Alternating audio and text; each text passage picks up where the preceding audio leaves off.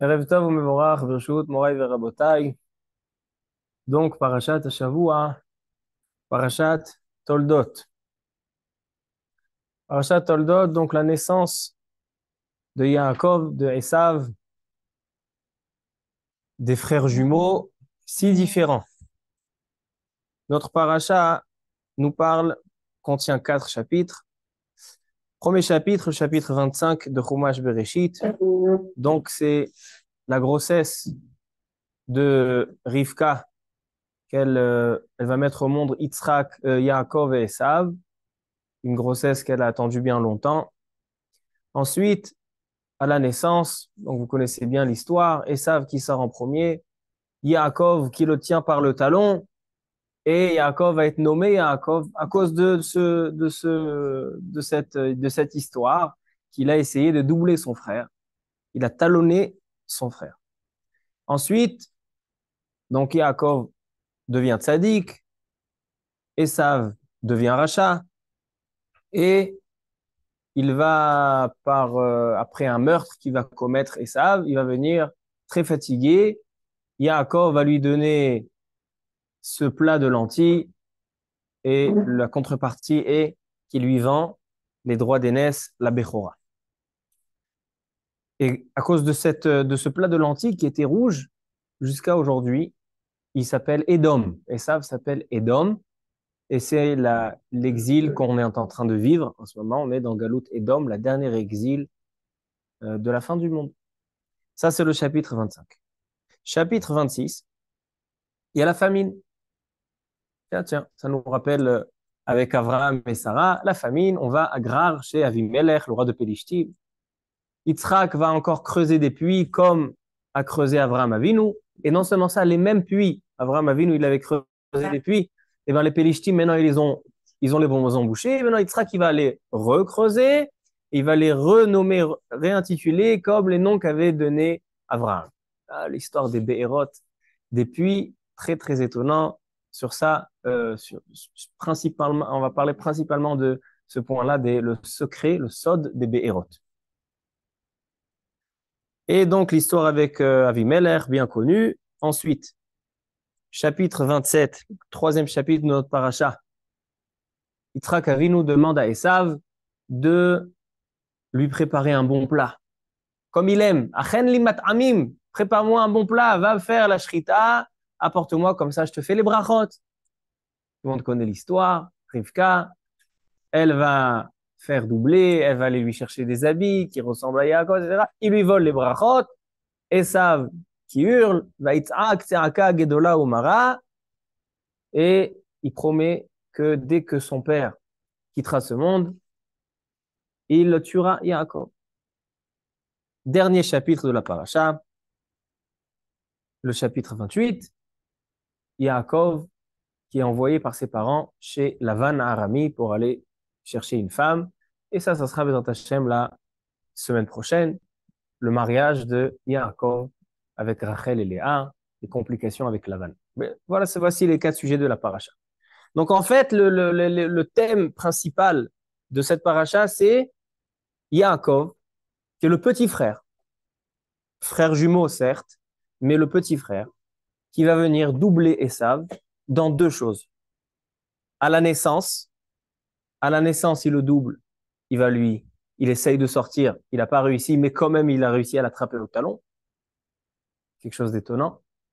Et il va lui prendre des droits d'aînesse, ça c'est après qu'il a profité du pikuach nefesh chez Esav, il a profité du moment de faiblesse. Et deuxième chose qu'il va lui voler, c'est ses bénédictions, ses brachot. Donc, ça, c'est le thème principal. Et qu'on coupe, ce thème est coupé entre la prise de la Bechora et la prise des brachot. On coupe avec l'histoire de la famine et de la descente et des Béhéroth qui sont creusés chez Agrar, chez le Melech Pelishti. Donc voilà, Rabotai, je vous ai présenté un peu la paracha. Donc la première question de notre paracha, pourquoi la Torah a interrompu l'histoire, le conflit de Yaakov et Esav? Elle a interrompu avec l'histoire de la descente à Grar, etc. On aurait dû commencer avec Yaakov et Esav. Il lui a pris les droits d'aînesse, il lui a pris les brachot, il le déteste. Alachahi, Esav sonnait le Yaakov. Jusqu'à aujourd'hui, on est poursuivi par Esav. jusqu'à viendra le Mashiach, on soumettra Esav. On fait une histoire, et après on met l'histoire de la famille, etc. Mashma, on peut essayer de déduire que l'histoire des Be'erot, l'histoire de ces puits creusés par Yitzhak, donc c'est les mêmes puits que Abraham, donc tous les Mérishonim, les Mefarim, qu'est-ce qu'ils ont à faire? La Torah, elle, ça nous racontait que nos patriarches, Abraham et Yitzhak, ils ont creusé des puits. C'est ce que tu as me raconté d'eux. Ils faisaient toute la Torah Kula, même Aruf Tavshilin, ils faisaient. Tu peux pas nous raconter un petit peu comment Abraham Avinu étudiait la nuit, ou Yitzhak Avinu, comment il faisait Midat et Aïra, ou Fahad Yitzhak? Qu'est-ce que tu me racontes dans la Torah qu'il a creusé des puits, les mêmes puits, etc. Ils avaient des discussions. C'est quoi le sujet? Pourquoi ce thème des puits il est tellement crucial avant la prise des bénédictions des brachot? Ça, c'est notre première question. Deuxième question, Rabotai. Esav, c'est donc le frère aîné, le Bechor. Et on voit que Esav, depuis la grossesse, il est déjà rachat. Ça, c'est quelque chose de rare. En général, un rachat, c'est quelque chose qui se travaille. C'est quelque chose qui se prépare. C'est quelque chose qui vient après une belle expérience de rachat. Quelqu'un qui a une théouda, il est reconnu comme rachat, c'est qu'il a fait des choses dans sa vie. Esav, dès la grossesse, il est déjà rachat. Donc on le sait. Rashi dit, regardez Rashi bien connu, un des Rashi les plus célèbres, je pense. Rashi dit au début de la paracha, le pasuk kavbet, d'accord? Donc, perek kavav pasuk kavbet, vaitrotzetsu habanim bekirba. Elle était enceinte et elle sent que il y a la guerre à l'intérieur. Il dit al korchacha pasuk kaze omer dorsheni. Mairetzitzazu, rabotenu darshu lashon ritza. Vaitrotzetsu, ça vient du langage ratz, courir. Kshaita overet al pitre Torah shel Shem. Quand elle arrivait devant la yeshiva, le Talmud Torah de Shem, alors il y a un Kovratz, il y a un Kov, il court et il veut sortir. Et quand elle passait à côté de la maison de Avodazara, Esav, il court et il veut sortir. Esav, il est déjà condamné. Depuis sa conception, depuis qu'il était dans le ventre de sa mère, il est condamné à être rachat. Et Esav, comment il va naître? Admoni. Admoni, tout rouge. Pourquoi il est Admoni? Il dit, bah, la Tourim, tu sais pourquoi il était Admoni? Parce qu'il était tellement mauvais, Esav, tellement méchant, qu'il était dans le ventre de sa mère et qu'il arrachait les parois de l'utérus de sa mère. Et donc, il est sorti avec le sang qu'il a été mashrit là-bas à l'intérieur. Donc, ça veut dire que Esav, il est condamné. Qu'est-ce qu'on reproche à Esav? Si tu le fais naître le plus rachat possible. Et encore comme ça, beaucoup de midrashim, pourquoi Esav, il s'appelle Esav? Milachon Asou, il était déjà prêt pour profiter de ce monde. C'est quelque chose qui demande interprétation. Et le plus étonnant de tout ça, c'est que qui c'est son frère jumeau? Son opposé, Yaakov. Que Yaakov, quand il passe à côté d'un Beth Knesset, il court. Vous avez vu une fois une femme enceinte qui passe à côté d'un Beth Knesset et d'un coup, elle a des contractions, le bébé, il veut sortir.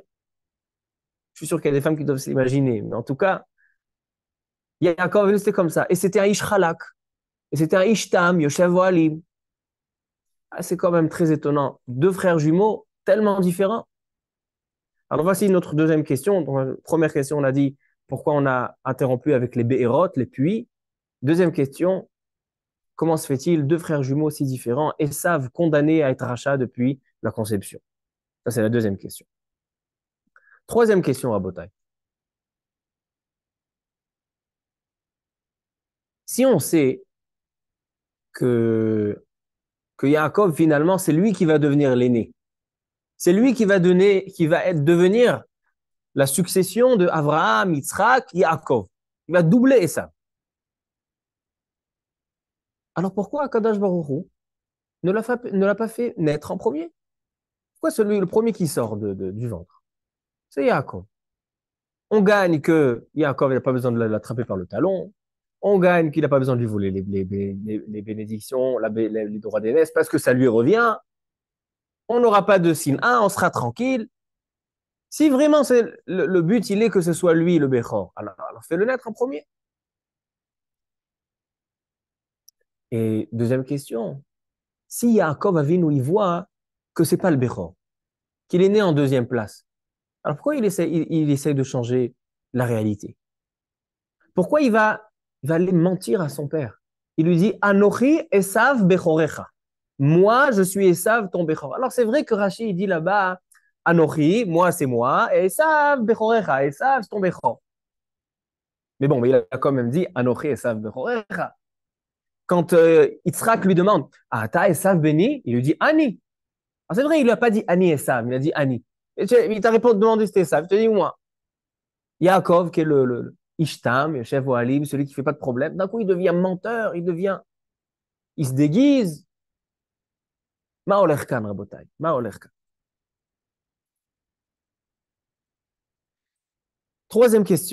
Quatrième question, pardon. Venez, on voit un petit peu les bénédictions. Donc Yaakov double, il va recevoir les bénédictions.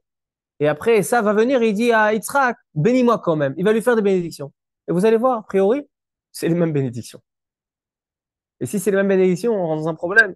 C'est qu'il n'y a plus d'histoire. D'accord? Imaginez-vous, maintenant c'est bientôt Hanouka. Vous achetez un très très beau jeu, très très beau camion de Playmobil. Et il y a deux frères jumeaux. Et le Bechor, c'est lui qui va recevoir le Playmobil. Le petit va recevoir un petit yo-yo vous achetez à la Macolette. C'est bien un yo-yo, mais bon, c'est pas comme les Playmobil. Et le jeune, il va doubler le frère, il va faire quelque chose de bien, on va lui donner Playmobil. Après, il vient le grand qui s'est fait avoir. Il dit, moi, si j'ai envie des Playmobil, et on lui donne à lui aussi. Alors, s'il y a des Playmobil pour les deux, donc il n'y a plus de conflit. Alors, venez, on voit les brachot. Donc, dans le Perek Kavzaïn, c'est le Perek qui nous parle des brachot. Regardez dans la Liat Shishi, Perek Zaïn Pasuk Kafret, les bénédictions de Yitzhak à Yaakov, qu'il a volé. Il y a marqué, Veiten lecha Elohim, mital hashamayim, ou mishmane haaretz. Akadosh Baruch Hu te donnera. Mital hashamayim, donc de la rosée du ciel. Mishmane haaretz, donc du gras de la terre, c'est-à-dire de la bonté de la terre. Verov dagan vetirosh. Yavducha amim, ishtachavu lecha leumim, vegevir leachecha. Tu seras le frère dominant, donc c'est toi qui seras au-dessus de Esav. Vishtachavu lecha beneimecha. Ok. Après, lorsque Esav vient, Vayhi kasher kila Yitzhak levarech et Yaakov, Vayhi achiyatzo yatsa, Esav arrive bamitzedo. Voilà que Esav il arrive. Alors, regardez dans le pasuk Lamedhe. Vayomer. Donc Yitzhak il dit à Esav, Ba achicha bemirma. Ton frère est venu bemirma avec malice. T'as doublé. Vayomer, Achi, kara shemo Yaakov, vayakeveni ze pa'amayim, ça fait deux fois qu'il me double. Bechorati lakach, be'ata lakach birchatim, après les droits d'aînesse, maintenant il me prend la bracha. Alors donc, regardez quelle est la bracha que finalement il va lui faire. La tête. Vayan Yitzhak aviv vayomer elav, ine mishmane haaretz yihye moshavecha, umital hashamayim me'al. C'est les mêmes termes qui ont été employés pour Yaakov. Yaakov, veiten lecha Elohim, mital hashamayim, ou mishmane haaretz. Et ici, il lui dit, mishmane haaretz, ou mital hashamayim. Alors c'est vrai, vous allez me dire, je savais que vous allez faire attention, c'est que chez Yaakov, il dit d'abord Tal HaShamayim, et après Shmane Haaretz. D'abord la rosée du ciel, donc d'abord la Rouchaniout, d'abord la spiritualité, après la Gashmiout. Et chez Israël, mais finalement, les deux, ils ont reçu les deux. Donc, ça c'est aussi une question. Dernière question, et après on donne le Yesod. Lorsque Yaakov, il vient pour voler la bracha, il y a marqué,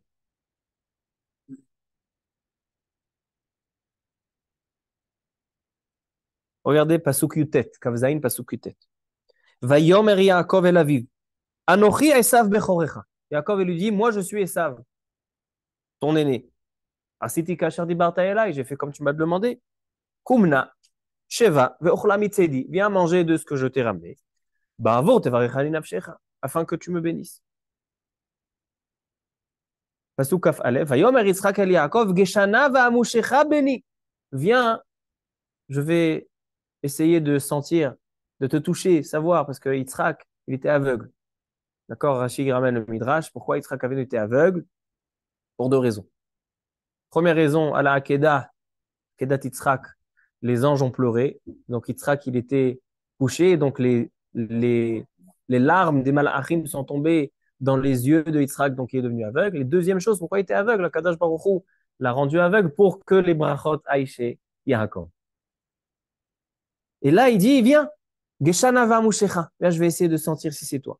Vaïgash Yaakov, Vaïmouché ou Vaïomer, Akol, Kol Yaakov. Vahayadaim, Yede Esav. Il dit, c'est bizarre. La voix, c'est la voix de Yaakov. Et les mains sont les mains de Esav, c'est les mains poilues de Esav.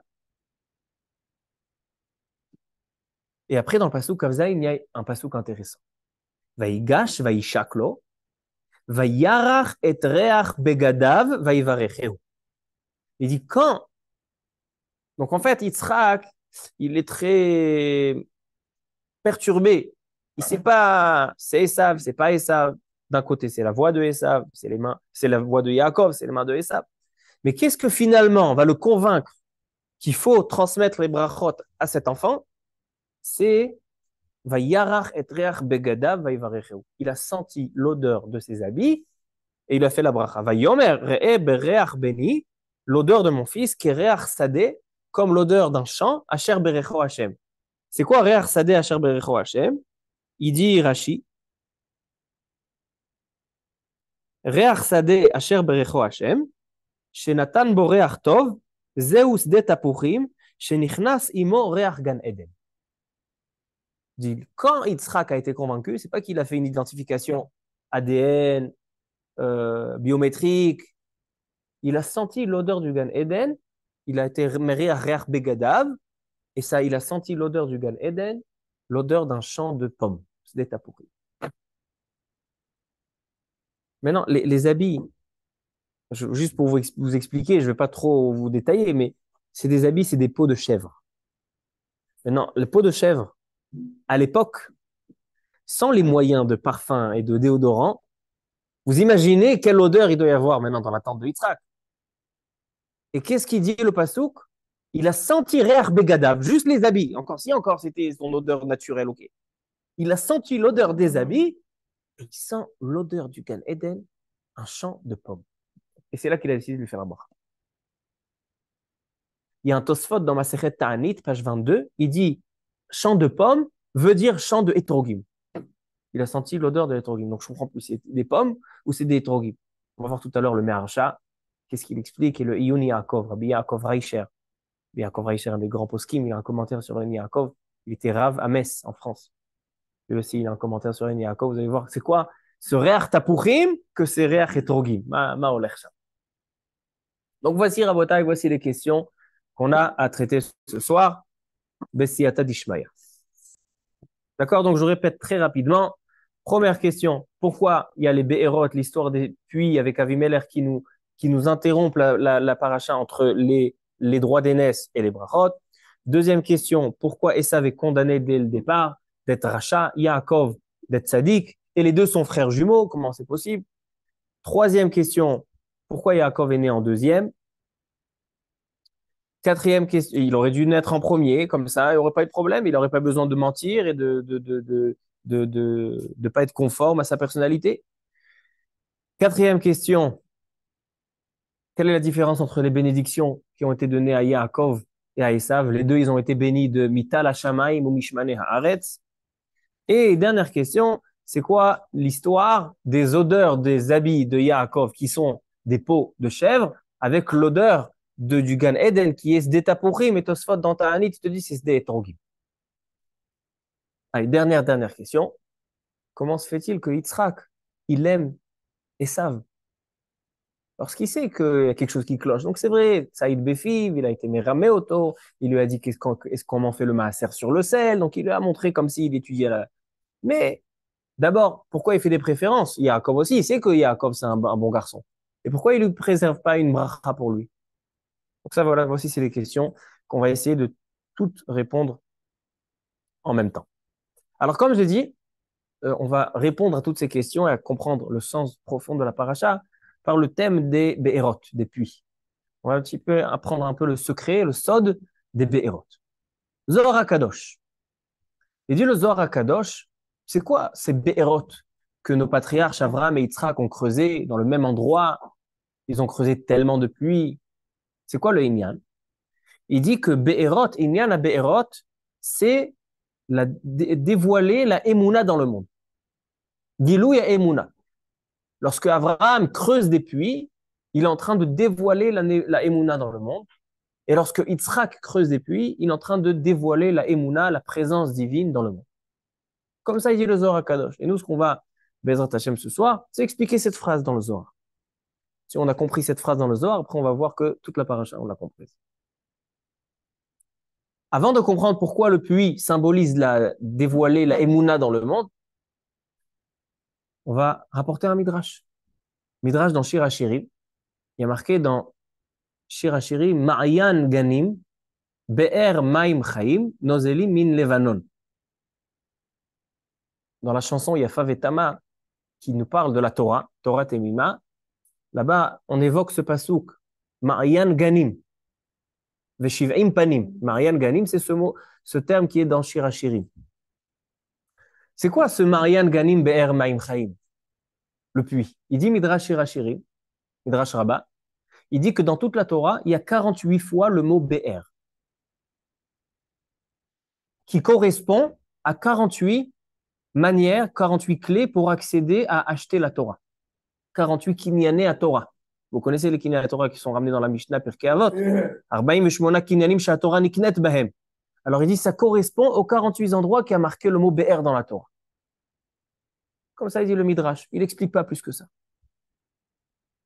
Sfat Emet rajoute encore que le peuple juif a eu, dans toute son histoire, 48 prophètes. 48 nevi'im vesheva nevi'ot. Le Gemara Meforeshet dans Masechet Megillah. 48. Il y a encore un Midrash qui dit que tous les jours, il y a 48 gouttes de rosée qui tombent du Gan Eden dans ce monde, qui donne le Shefa dans ce monde. 48, 48, 48. Marinian. C'est quoi le Inyan? Dans la parasha Troukat, donc là-bas c'est dans le Sefer Bamidbar, à traverser des Béné Israël dans le désert, etc. Il y a des guerres avec Moab, avec le Hémori. Alors il y a une histoire parmi les guerres du peuple juif pour arriver en Eretz Israël, la guerre avec les Hémorim, le peuple Hémori.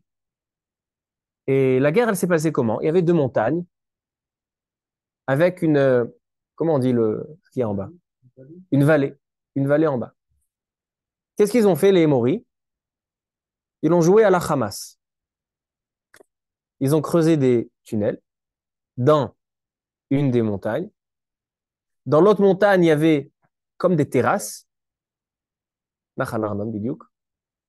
Et ils se sont mis une partie dans les grottes, une partie sur les terrasses, et ils ont attendu la proie, Béné Israël, qui vont passer en dessous.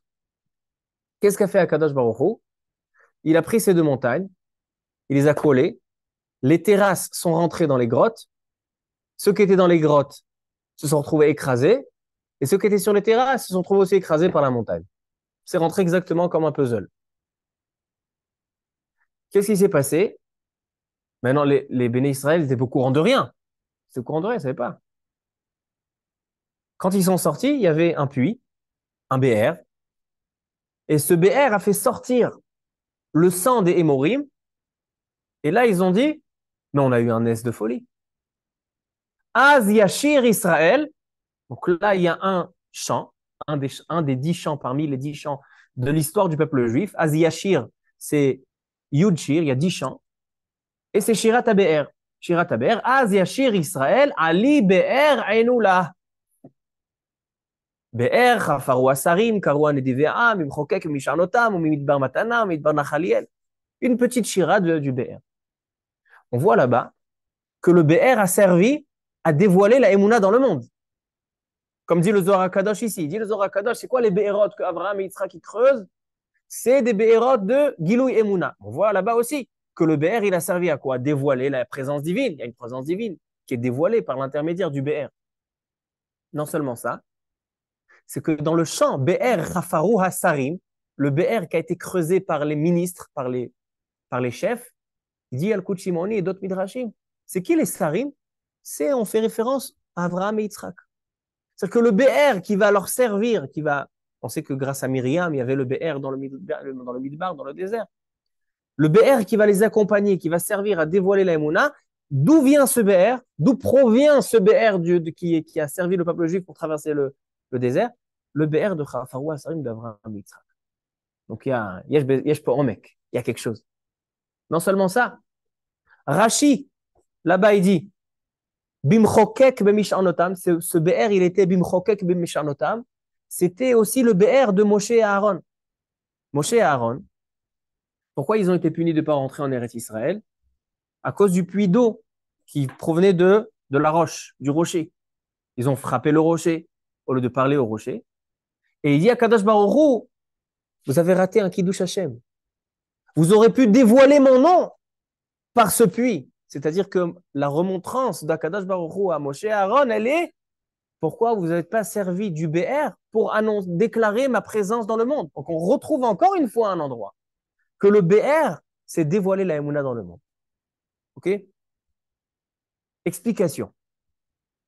Pourquoi le BR représente dévoiler un puits de l'eau, Marian Ganim Be'er Maim Chaim, de l'eau de vie, donc de l'eau qui de source, représente la Emouna. Je pense que l'explication elle est très simple, très pshuta.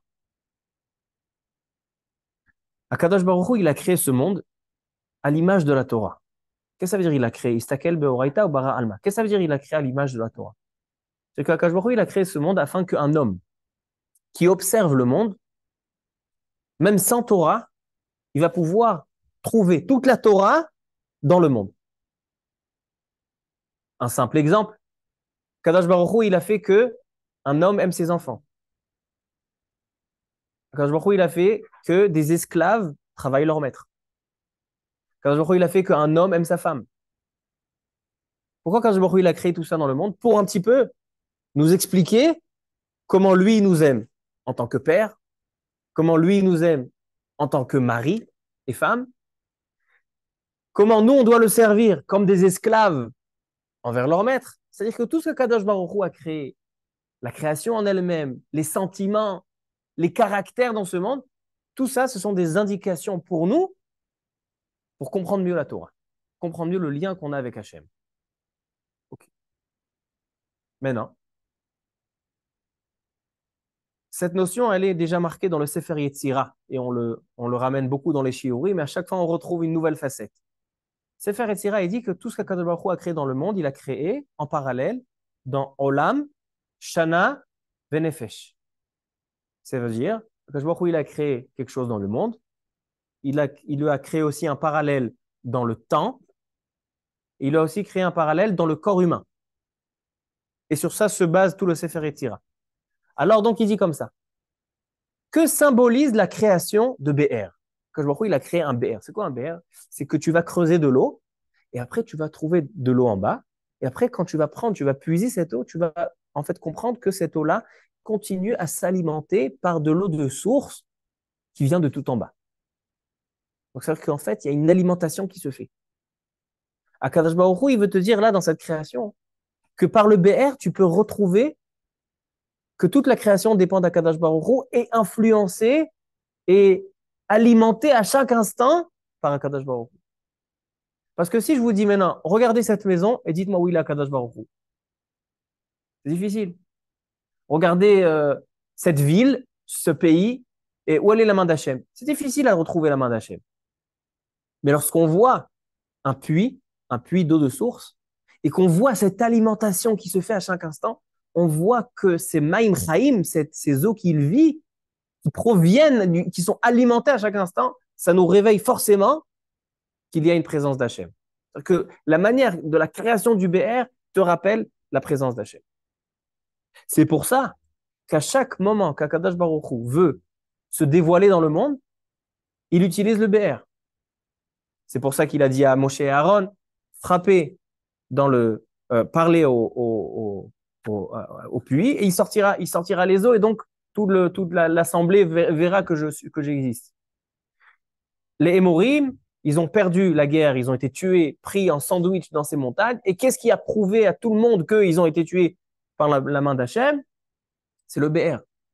Et ainsi ici, Avraham Avinu, Yitzhak Avinu, qui sont en fait en train d'entamer le deuxième millénaire du monde, Alpaim Shana Tohu, le troisième millénaire du monde de Torah, c'est eux qui ont commencé, qui ont ancré dans le monde ce processus que le monde est soumis à la Torah, c'est Avraham, Yitzhak et Yaakov. Donc ils veulent en fait que cette émouna, que cette foi forte en Kadosh Baruch Hu soit dévoilée dans tout le monde. Donc eux aussi, ils vont creuser des puits.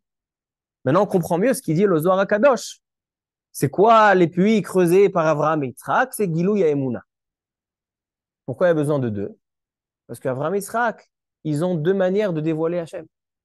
Avraham Avinu va dévoiler la mida de la miséricorde dans le monde. Et Yitzhak Avinu, il va dévoiler la mida de la rigueur dans le monde. Donc les deux, ils ont...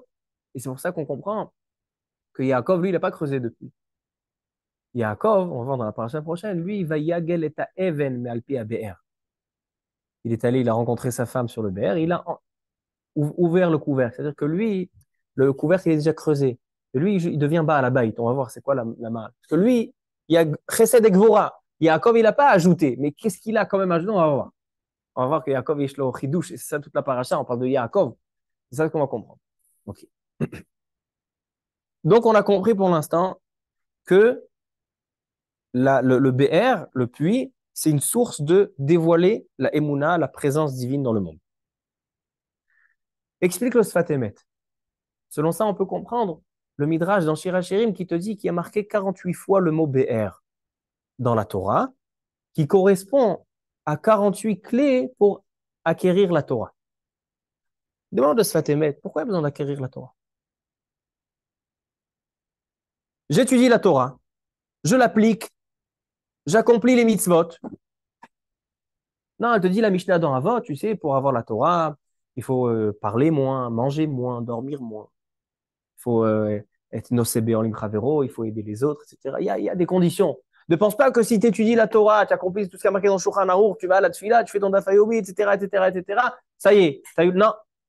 Tu pratiques la Torah, mais tu n'as pas fait kinyan. Tu n'as pas acheté. C'est quoi la notion d'acheter? On peut acheter la Torah. Le Rav Yerucham, le Mashgi Ardemir, Rav Yerucham Leibovitch, il parle au sujet de la Mechira. Est-ce que je peux t'acheter la Bechora? On peut acheter. On ne parle même pas de Bechora. Les droits d'aînesse qui ont été vendus par Esav et Yaakov, ce n'est pas l'argent. Ce n'est pas la succession. C'est la Avodat à Korbanot. C'est le sacrifice. Parce que ceux qui faisaient le service au Beth Amikdash, c'était les Bechorim. Et c'était Esav qui devait faire le service au Beth Amikdash. Et ça, Yaakov, il lui a racheté. Donc en fait, on parle de Rouchaniout. Or, Chaim Akadosh, il pose une question encore plus forte. Il dit c'est Davar Shelo Bala Olam.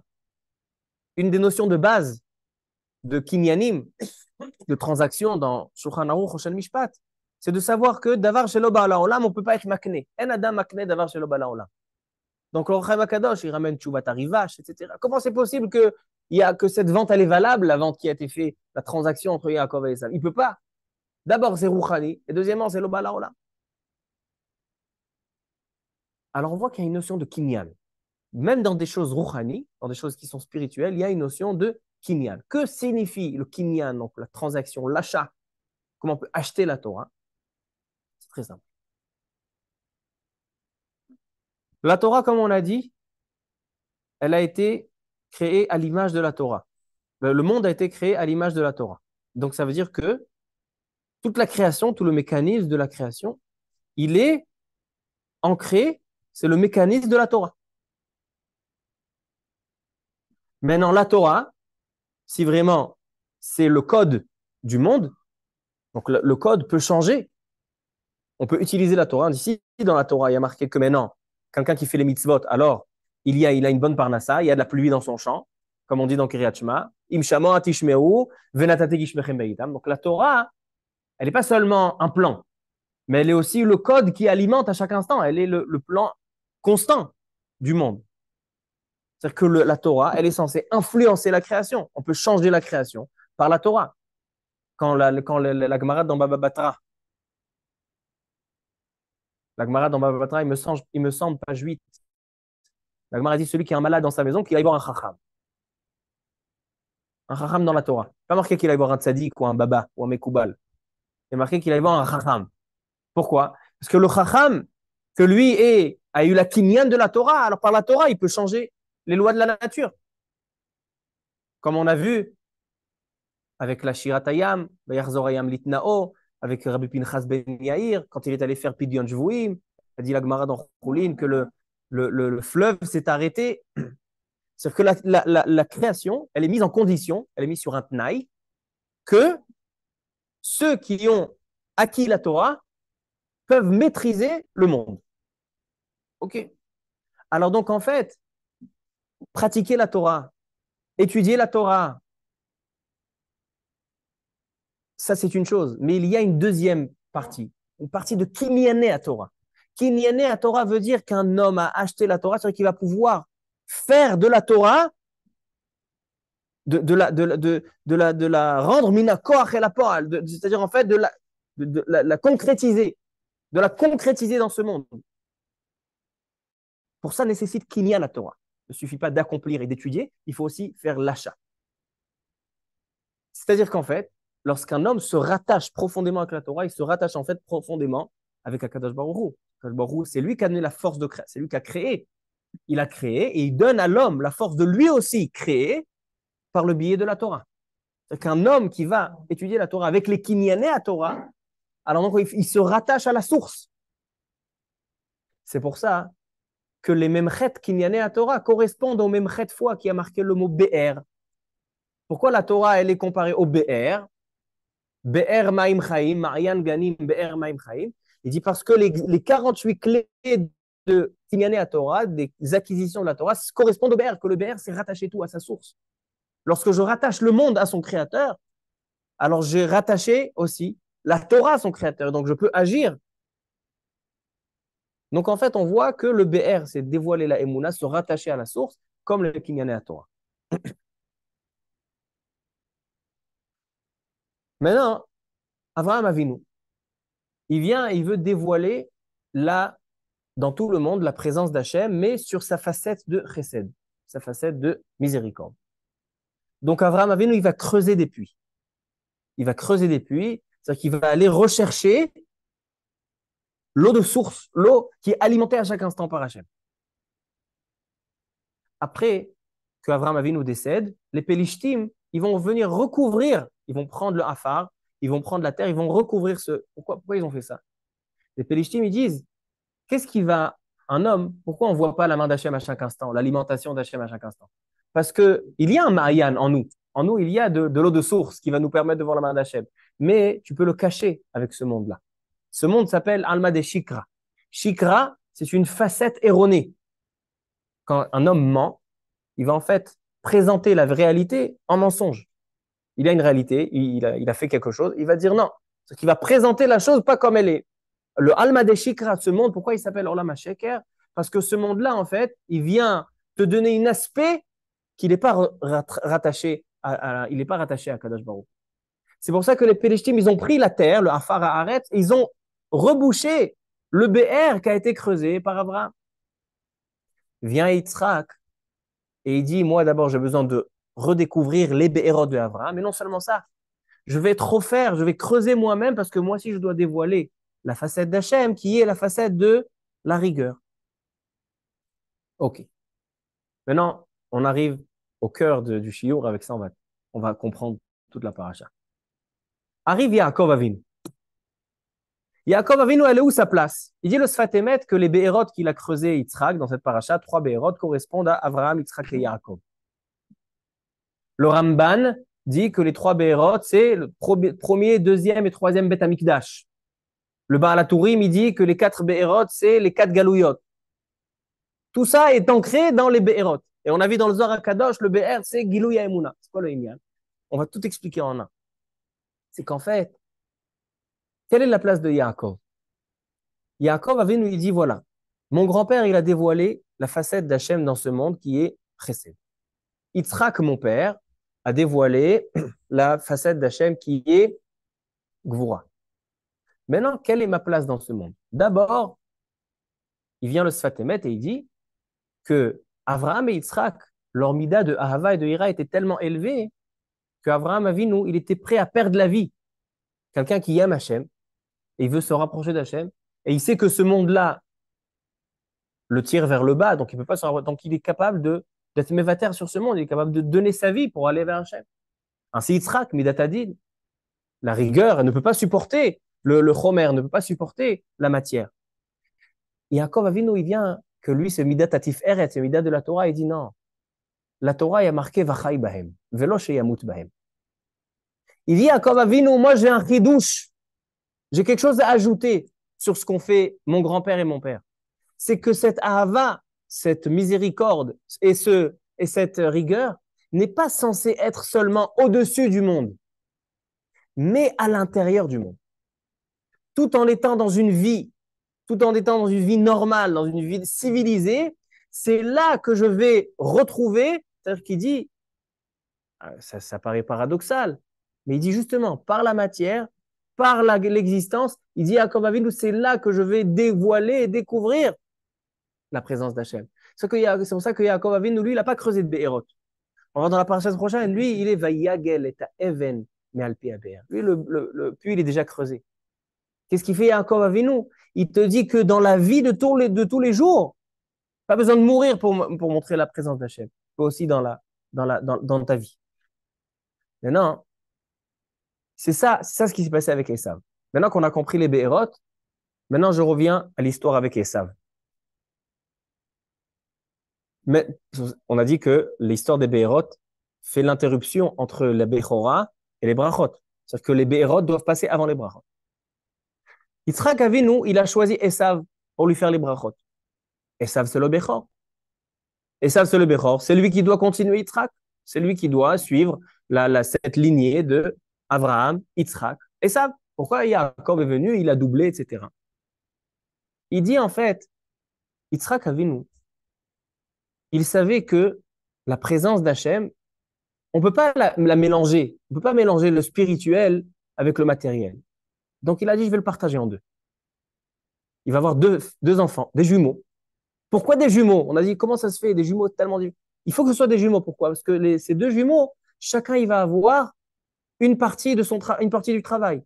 Yaakov, qui est un enfant spirituel, il est Ishtam, Yoshev ou Alim, dès sa nature, dans son ADN. Alors lui, il va prendre le spirituel pour le consacrer à Hachem et le dévoiler la présence d'Hachem. Par contre, Esav, lui quoi? Lui non. Lui, justement, étant donné qu'il est Minasadé, lui, il vient du Chomer, lui, il vient de la matière, lui, il va montrer à Hachem de la matière. C'est pour ça que dans la paracha, il est marqué que lorsque Yitzhak, il appelle Esav, il veut faire des brachot. Quels brachot? Des brachot de matériel.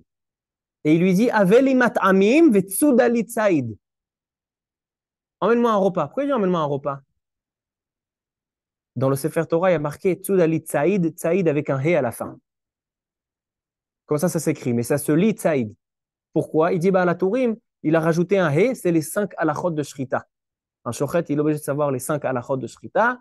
D'accord? C'est drassa, sheiya, chalada, hagrama et ikur. 5 halachot que un shochet, il doit savoir.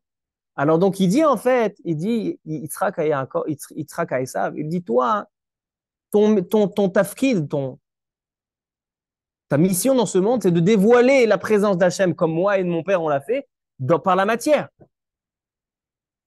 Alors, va me chercher des mat'amim, va montrer la main d'Hachem dans la matière, c'est l'ilchot shrita.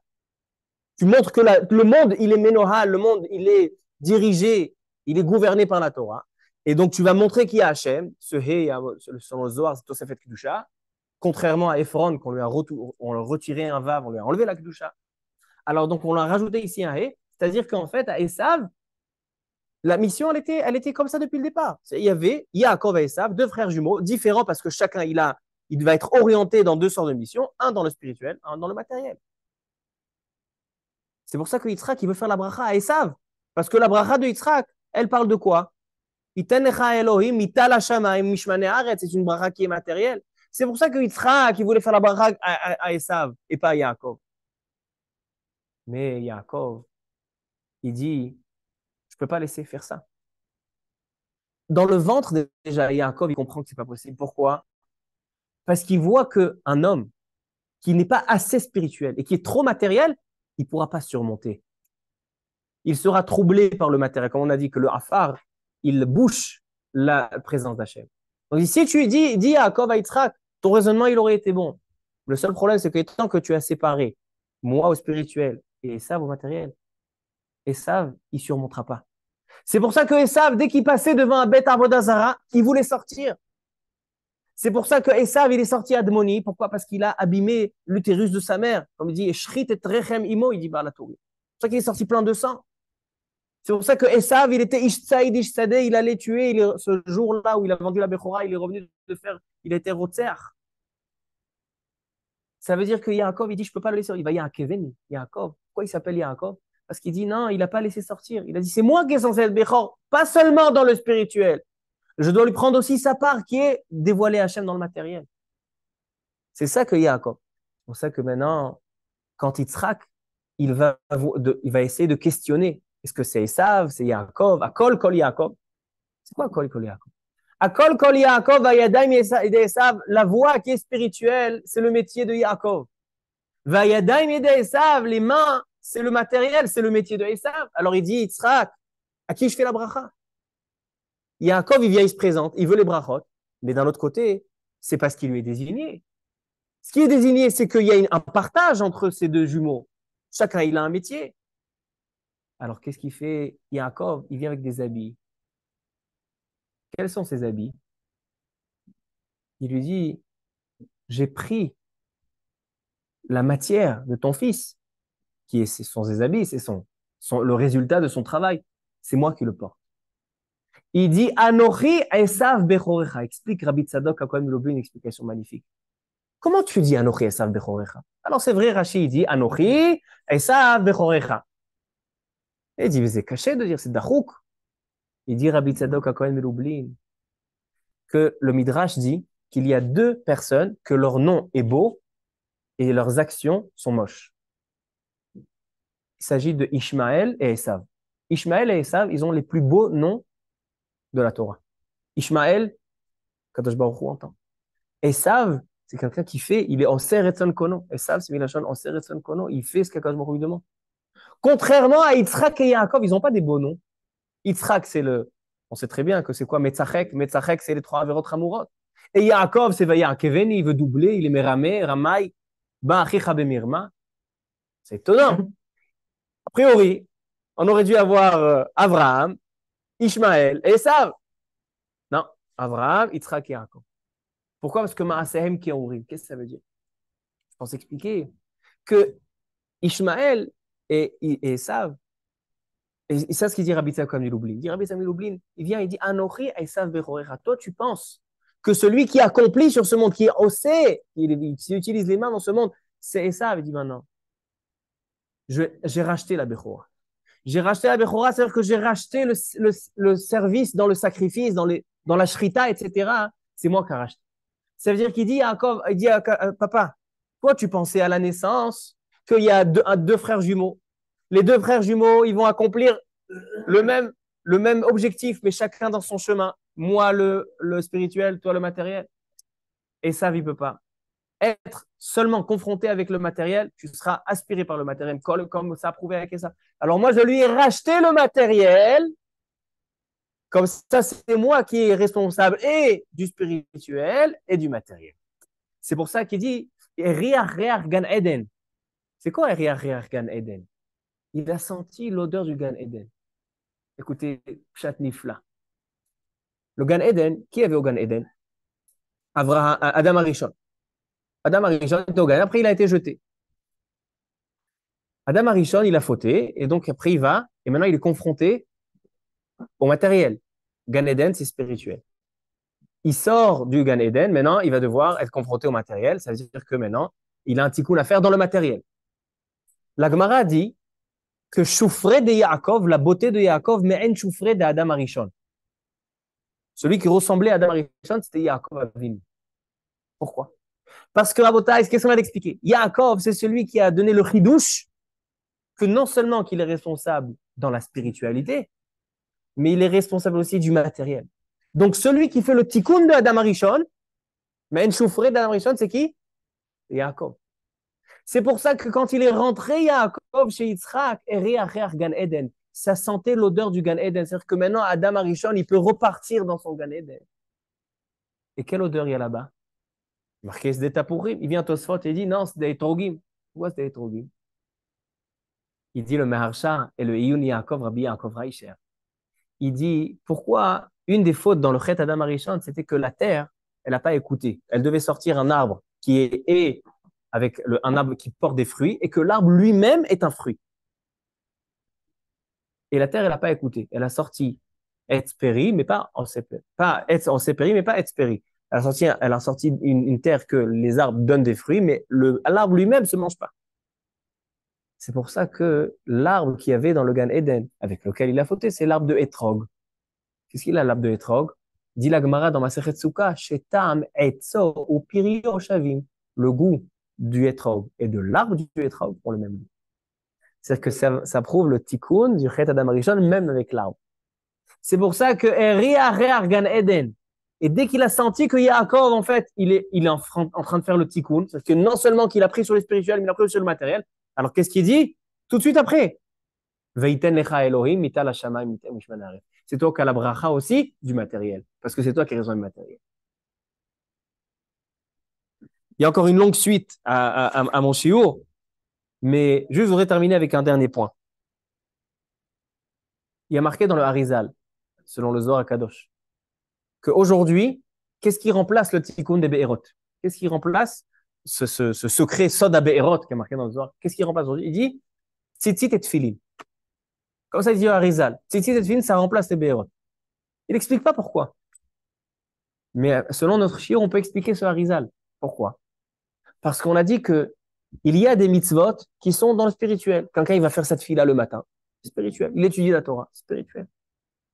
Mais Yaakov Avinu, qui a pris ce chafirat à Be'erot, on a dit que le monde est à 3 dimensions. Il faut que je répète ça.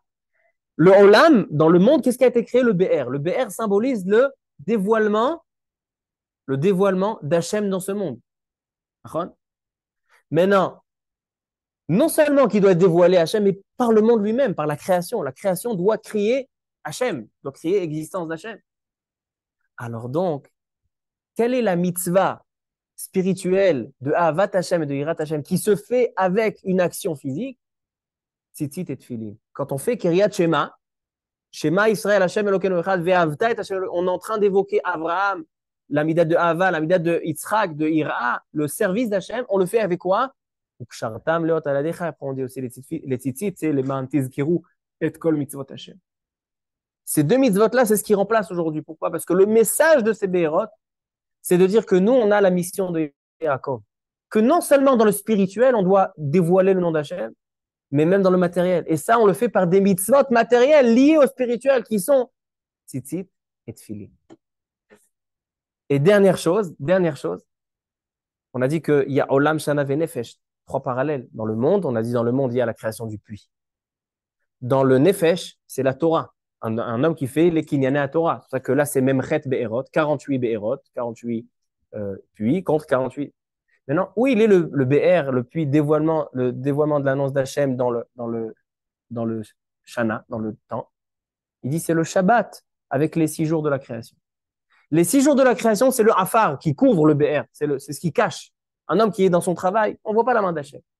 Mais lorsqu'un homme arrive Shabbat et dit mais non, j'arrête de travailler, maintenant je fais Shabbat, c'est là que le puits de la semaine, le puits qui va dévoiler la présence d'Hachem, c'est le Shabbat. C'est le jour de la Emouna. Alors il dit, c'est ça le Inyan des Be'erot. C'est ça le secret des Be'erot. Alors maintenant, Rabotai, venons, on voit si on a répondu à toutes les questions. Alors la différence avec les Be'erot, après je donne je réponds aux questions. C'est qu'en fait, Esav, qu'est-ce qu'il dit? Il dit, viens, je te fais quand même une bracha. C'est quoi la bracha? C'est que lorsqu'on a dit que Yaakov, il est responsable du matériel, c'est-à-dire que lorsqu'il accomplira pas la Torah, alors le matériel sera aussi en conséquence. Maintenant, les nations, comment ils ont le shefa, comment ils ont l'abondance dans le monde? Grâce à nous. À Sukkot, on fait 70 parim, c'est ça ce qui donne le shefa et les pluies dans le monde. Mais il dit à Kadosh Baruch Hu, Esav, sache que lorsque les béné Israël seront en bas, c'est-à-dire qu'ils ne font pas la Torah comme il faut, et donc l'abondance dans le monde est censée diminuer, elle diminuera pour tout le monde, mais pas pour toi, Esav. Toi, Esav, tu continueras à avoir le matériel normal. Pourquoi? Regardez le bénédiction. Chez Yaakov, il y a marqué Veiten lecha Elohim mital hashamayim mishmanei haaretz. Chez Esav, il y a marqué mital hashamayim mishmanei haaretz yihye moshavecha. Ici, il y a marqué Akadosh Baruch Hu te donnera. Et ici, il y a marqué ça sera, yihye. Quelle est la différence entre Veiten et yihye? Dis le Sfat Emet. Iten, quand on dit Akadosh Baruch Hu te donnera, c'est-à-dire qu'à tout moment, tu ressentiras il y a le donneur et le receveur. Veiten lecha, à chaque instant, Akadosh Baruch Hu il te donnera. Tu es méritant, il te donne. Tu n'es pas méritant, il ne te donne pas, parce que tout dépend de ta Torah. Mais il dit chez Esav, Akadosh Baruch Hu n'est pas présent. Le donneur n'est pas. Yihye, Akadosh Baruch Hu il t'a lancé une bracha, que tu fasses les mitzvot, tu fasses les mitzvot. Si les béné Israël, ils donnent l'abondance, c'est la différence entre les brachot. Les deux, ils ont la même chose. T'as la shama, ishmané, arrête. Mais la différence est dans le terme. Là, il est marqué veiten, et là, il est marqué yihye. Parce que iten veut dire qu'il y a toujours la présence du donneur, du noten. Mais yihye, c'est un fait. C'est un fait que ça restera comme ça. C'est pour ça qu'il dit, pasouk après, va'aya kasher tarid ou farakta oulo. C'est pour ça que Esav, pourquoi Esav, c'est le frère jumeau il dit, c'est ou toi ou lui. Si Yaakov, il est dans le droit chemin, à kol Yaakov, et donc toute l'abondance du monde, elle est en fonction, donc toi, tu es en bas. Mais dès que Yaakov n'est pas dans sa fonction comme il faut, il ne fonctionne pas comme il faut, alors c'est toi qui prends le dessus. Maintenant, venons voir si on a répondu à toutes les questions. Première question, on a demandé pourquoi la Torah interrompt entre les brachot, les droits d'aînesse, et les brachot par les béhéroth. Parce qu'on a dit que ce qui va définir les brachot que Yaakov il va demander, des brachot matériels, c'est exactement l'enseignement tiré par les béhéroth. Les béhéroth, les puits, qu'est-ce qui est tiré par là-bas? C'est qu'il y a l'annonce de la présence d'Hachem qui est faite par Avraham et Yitzhak, Ava Ira dans Chafirat à Béhéroth. Mais Yaakov, il dit, moi, je vais non seulement dévoiler Hachem dans Ava Ira, ce qu'ont fait mes parents, mes grands-parents, mais je vais dévoiler Hachem même dans le matériel. Et c'est ça ce que Vaya Akeveni, que je vais reprendre à Esav, parce que lui, il est trop confronté au Chomer, et c'est pour ça qu'il va chez son père. Et il dit maintenant, maintenant, il dit, papa, donne-moi s'il te plaît les brachot. Maintenant, comme on a posé la question, comment se fait-il que Esav, il est condamné dès le départ? Esav, il n'est pas condamné dès le départ. Esav, étant donné que dès le départ, il était censé faire sa mission, un, dans le spirituel, deux frères jumeaux, un, dévoiler Hachem dans le spirituel, un, dévoiler Hachem dans le matériel. Donc, normalement, c'est de la nature qui fait que quelqu'un qui est confronté qu'avec le matériel, il est aspiré par le matériel. Donc, c'est pas qu'il était désigné comme rachat. Non, non, c'est la fonction qu'il remplit dès le départ. Elle peut pas marcher. C'est pour ça que Zemetsiout, c'est pas qu'on a décrété tu seras rachat. Non, c'est les faits. C'est que tu es confronté au Chomer. Peut-être qu'il avait une possibilité de surmonter malgré tout. Il n'a pas tenu à surmonter. Marqué va guider l'eau à Harim. Il y avait du temps. Jusqu'à l'âge de 13 ans, ils étaient les deux ils étaient au Talmud Torah. C'est là qu'on a vu qu'il ne tient pas. Et maintenant, pourquoi Yaakov n'est pas né en deuxième, n'est pas né en premier? Ça aurait résolu tout le problème. Pourquoi il a besoin de mentir? On a dit que à la base, chacun avait son travail. Il y avait Esav, le Bechor, celui qui a la matière, qui s'occupe de la matière, et Yaakov, qui s'occupe du spirituel. Mais il y a eu un changement en cours. Que va Yaakov? Maintenant, on a expliqué quelle est la différence entre la bracha de Yaakov et Esav. Elle est très simple, comme on a dit. Et c'est quoi le inyan de Reach Abgadim? C'est quoi le inyan il a senti ses habits? C'est qu'en fait, Yaakov Avinu, lorsqu'il est venu chez Yitzhak, il dit, donne-moi les brachot. Il dit, mais je ne comprends pas. Kol Yaakov, Adam et Esav. C'est quoi Kol Adam et Esav? Il dit, moi, j'ai désigné qu'il y a deux travails dans ce monde. Il y a le travail de la voix, à Kol Yaakov, et le travail des mains, c'est Adam et Esav. Donc, je ne peux pas te faire la bracha qui est une bracha matérielle. Alors, qu'est-ce qu'il dit? Il dit, sang. C'est quoi l'odeur? C'est l'odeur du Gan Eden. C'est quoi l'odeur du Gan Eden? Choufré de Yaakov, men choufré de Adam Arishon. Étant donné que moi, je rectifie même la matière. Et Adam Arishon a été retiré du Gan Eden, confronté à la matière. Maintenant, il peut repartir au Gan Eden. Et maintenant, l'arbre, Tam Etzo Piroshavim, c'est le arbre de Etrog. Alors maintenant, devant les bras, on dit, alors, Viten Echa Elohim, Ita Hashem Mishpaneh. Baruch Adonai Leolam, Amen, Amen. Amerachem, juste je fais Amerachem, Al-Kobiota